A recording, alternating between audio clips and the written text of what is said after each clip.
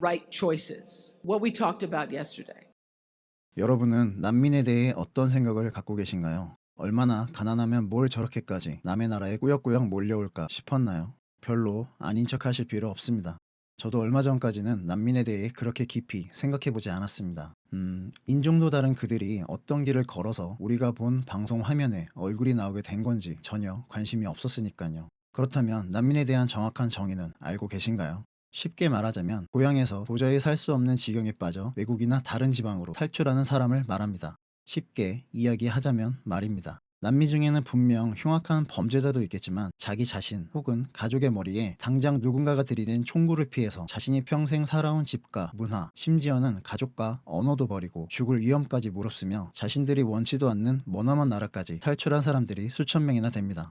오늘은 우리와 같이 지극히 평범했던 두 모자가 단 한순간에 자신들의 모든 것을 빼앗겨버리고 살아남기 위해 스스로 난민이 돼서 처절한 여정을 떠난 이야기를 가져와 봤습니다. 소설 아메리칸 더트입니다. 멕시코 서남부 도시 아카풀코, 주인공 리디아의 가족과 일가 친척들이 조카의 성인식 축하를 위해 한자리에 모였습니다.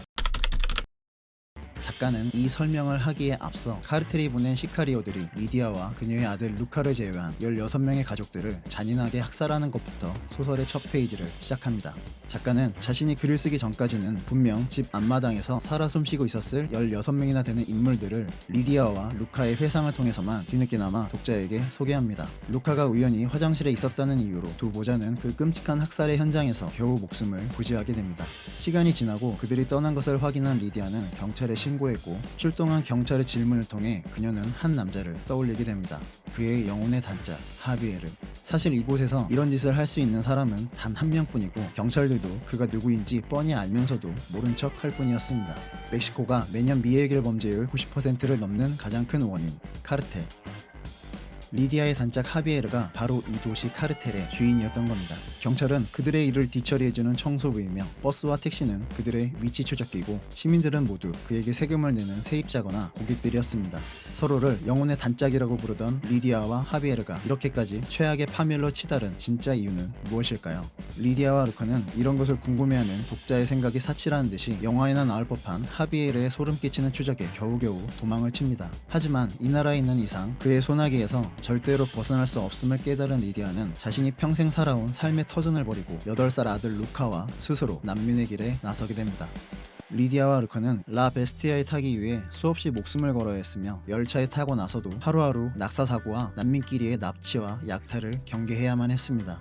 또 이민국 요원에게 붙잡혀 수치와 모욕을 당하고 살해를 당하거나 추방당하지 않기 위해 매 순간 도망치고 선택해야만 했습니다. 그리고 그 여정 안에서도 리디아의 뒤에는 언제나 그의 영혼의 단짝 하비에르의 그림자가 뒤따랐습니다. 과연 리디아와 루카, 하비에르는 어떤 결말을 맞이하게 될까요? 그리고 그들은 무사히 아메리칸 더트 안에서 살아갈 수 있게 될까요?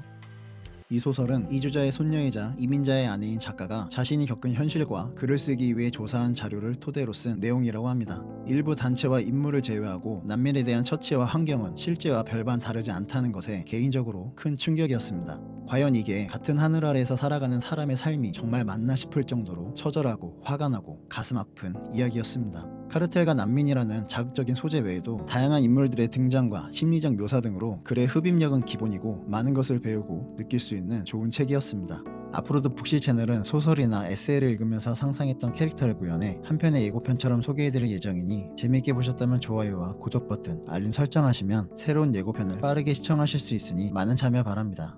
지금까지 소설 아메리칸 더트였습니다.